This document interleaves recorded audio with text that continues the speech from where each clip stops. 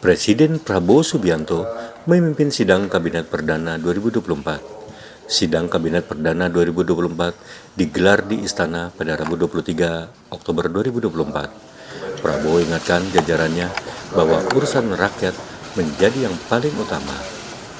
Saudara-saudara sekalian, para anggota Kabinet Merah Putih yang saya hormati dan saya hormatkan, Wakil Presiden yang saya hormati, para Menko, Ketua Dewan Ekonomi Nasional, para Ketua Badan, Panglima TNI, Kapolri, Jaksa Agung yang saya hormati, Kepala BIN. Saudara-saudara sekalian, sekarang saya kira adalah suatu momen bersejarah. Ini adalah sidang kabinet paripurna pertama yang saya pimpin. Kabinet yang kita sepakati, kita beri nama Kabinet Merah Putih untuk menjadi suatu simbol persatuan, simbol kebersamaan, simbol kebangsaan. Saya terus-menerus sudah beberapa tahun ini maju ke hadapan rakyat Indonesia, pada semua pemimpin politik, pemimpin masyarakat, pemimpin agama, pemimpin pengusaha. Saya terus-menerus menekankan pentingnya persatuan. Sumber kunci keberhasilan kebangkitan suatu bangsa dalam sejarah manusia berabad-abad, kuncinya adalah bila elitnya bisa kerjasama, bila elitnya bersatu. Persatuan ini artinya adalah kita bisa sepakati mana adalah kepentingan nasional yang inti, mana adalah kepentingan nasional yang vital bagi kelangsungan hidup bangsa kita.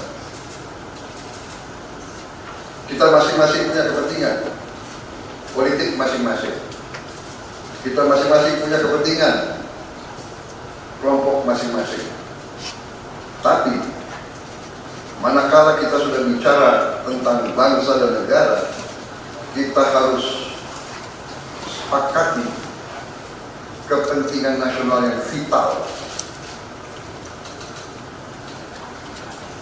Saya meyakini bahwa kepentingan nasional vital kita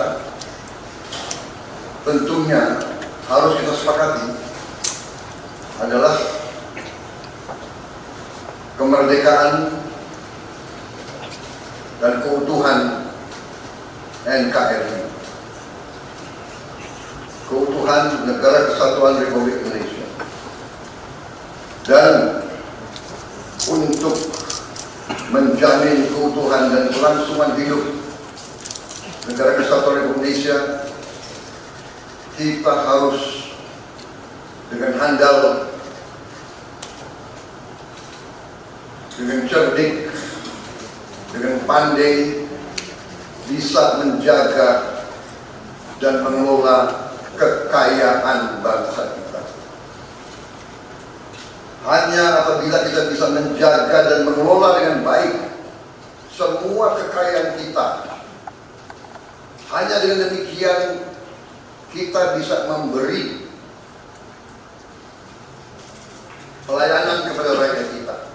Kita bisa memberi kebutuhan hidup rakyat kita. Kita bisa membayar segala keperluan suatu negara modern.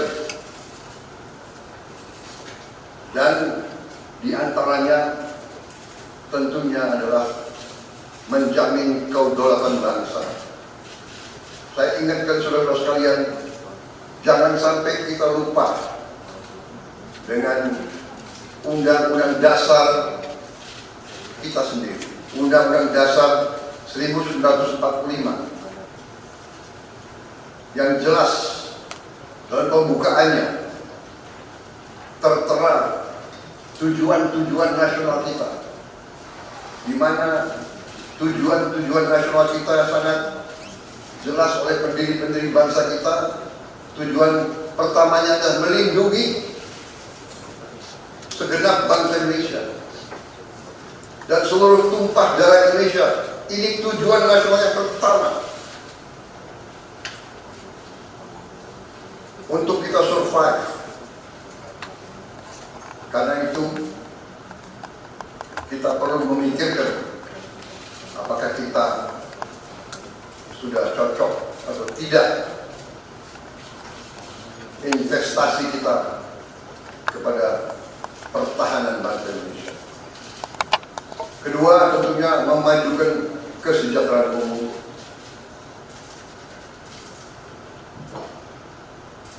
Saya katakan berkali-kali bahwa negara yang merdeka, rakyatnya harus merasakan kemerdekaan.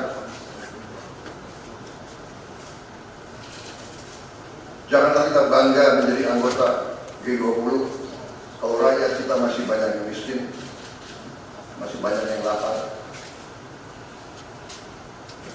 Mencerdaskan kehidupan bangsa mutlak. Pendidikan bagi kita adalah prioritas yang sangat tinggi. Saya kira ini terlihat komitmen kita kepada pendidikan. Kalau tidak salah, alokasi kita dalam anggaran 2025 untuk pendidikan salah satu tertinggi mungkin selama sejarah kita. Untuk pertama kali kita sudah 25%, 20.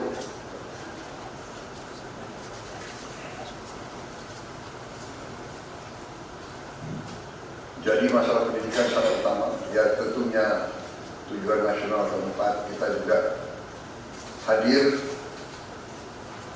dalam pergolakan ataupun interaksi dunia, di mana kita harus selalu membela kemerdekaan bangsa-bangsa. Dan karena itu, mau tidak mau Indonesia harus kuat. Saudara sekalian, dalam hal ini semua ada beberapa penekanan dari saya. Saya paham bahwa kita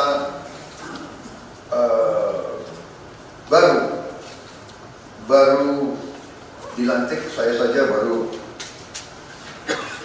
3 hari, saudara-saudara baru 2 hari dilantik.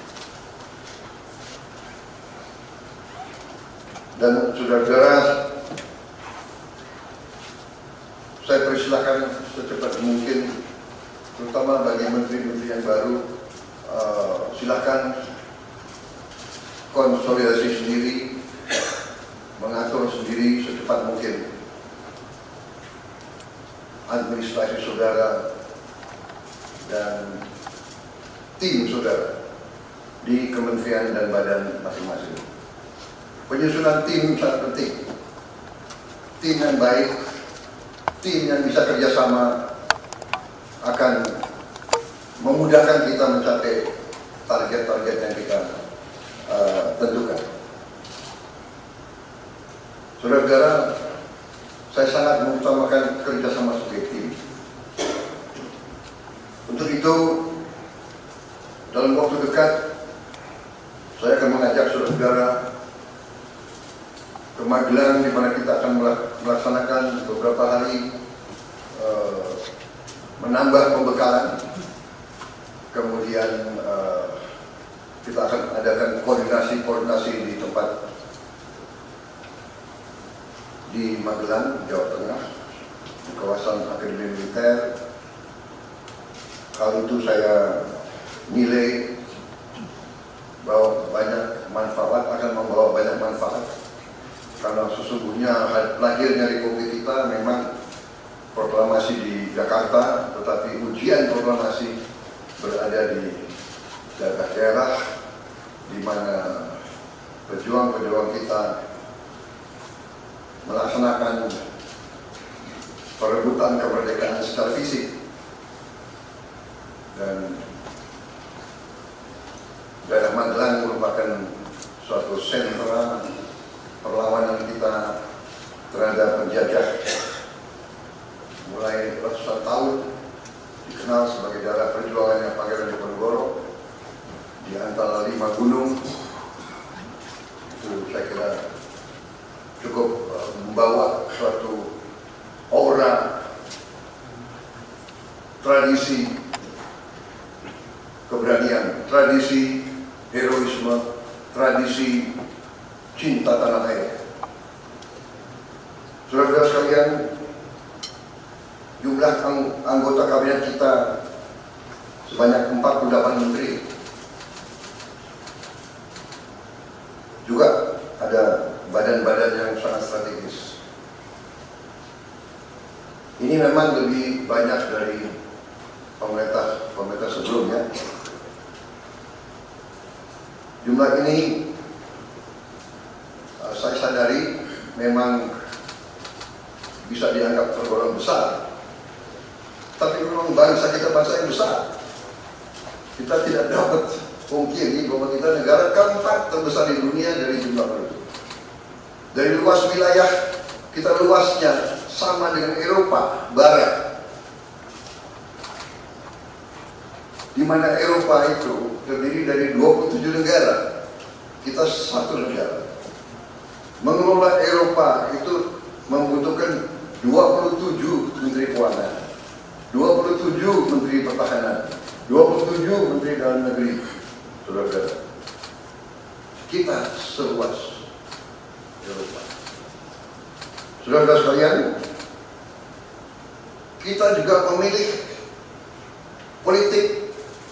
sistem politik demokratis. Kalau kita negara otoriter, mungkin kita cukup menjalankan semua dengan jumlah penduduk yang sedikit. Jadi saudara-saudara, ini tidak masalah. Yang penting kita bekerja dengan efisien. Yang penting kita tidak bekerja dengan seenaknya. Saya minta Menteri Keuangan, saya minta semua Menko, saya minta semua menteri telusuri lagi alokasi APBN, pelajari lagi DIPA, pelajari lagi. Saya minta detail kegiatan-kegiatan yang terlalu seremonial, terlalu banyak seminar, terlalu banyak salah sehat, terlalu banyak konferensi, terlalu banyak perjalanan luar negeri, mohon dikurangi. Kita harus memberi contoh. Fokus kita adalah pembangunan ekonomi, kesejahteraan rakyat ke dalam. Jangan mengada-ada studi banding belajar pramuka ke negara lain. Ya. Saya minta efisien. Saudara-saudara, kalau saudara perhatikan dalam pemerintahan yang saya bentuk, saya perkuat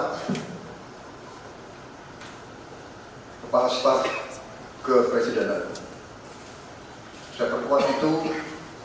Saya ada tambahan lagi Badan Pengendalian Pembangunan dan Investigasi Khusus. Tugas mereka adalah memonitor semua program semua proyek yang kita akan lancarkan. Saya juga membentuk suatu badan baru, Badan Percepatan Pengentasan Kemiskinan. Badan ini akan mempelajari, akan mengikuti semua program-program perlindungan sosial, semua program-program bantuan ke bagian golongan rakyat yang masih perlu bantuan.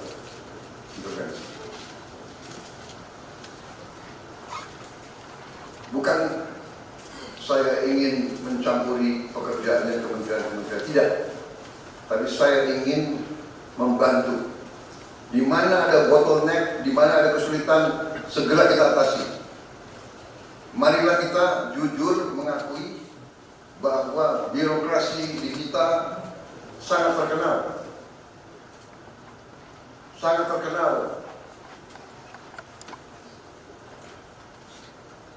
Ribetnya. Sangat terkenal. Lambatnya. Bahkan ada pembicaraan oleh rakyat kita bahwa birokrasi pemerintah kita sering mempersulit, bukan mempermudah keperluan rakyat. Bahkan ada yang mengatakan kalau bisa dibikin sulit, kenapa dibikin mudah?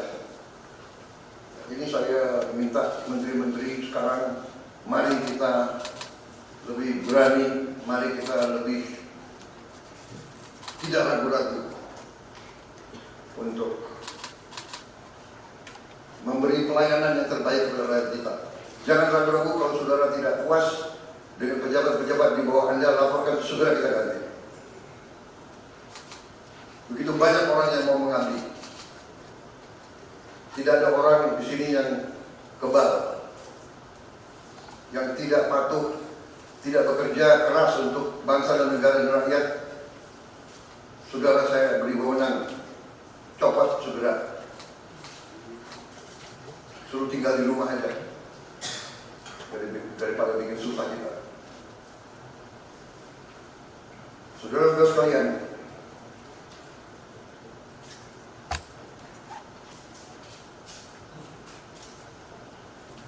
saya kira dalam waktu dekat saudara-saudara akan segera menyiapkan program kerja saudara masing-masing. Saya beri kesempatan segera, dan sewaktu-waktu terus saya akan panggil koordinasi. Tadi pagi sebelum sidang kabinet saya sudah koordinasi sama beberapa menteri, dengan Jaksa Agung, dengan BPKT, dan besok pun kita akan lanjutkan. Ada beberapa pengarahan dari saya, Menteri Bappenas, pastikan semua program dan kegiatan di semua kementerian lembaga mempunyai kontribusi yang signifikan, terukur, dan saling bersinergi. Pelajari kembali semua proyek. Jangan ada proyek yang mercusuar. Semua ditujukan kepada yang saya sampaikan pada pidato saya di depan Majelis Permusyawaratan Rakyat pada kali pelantikan saya. Kita harus swasembada pangan. Itu prioritas dasar karena situasi global. Perang besar bisa pecah setiap saat. Kita harus jamin kemampuan kita memberi makan rakyat kita sendiri. Swasembada energi mutlak. Kita bersyukur kita punya sumber alam yang sangat besar. Kita sekarang tidak boleh ragu-ragu. memanfaatkannya sebaik-baiknya.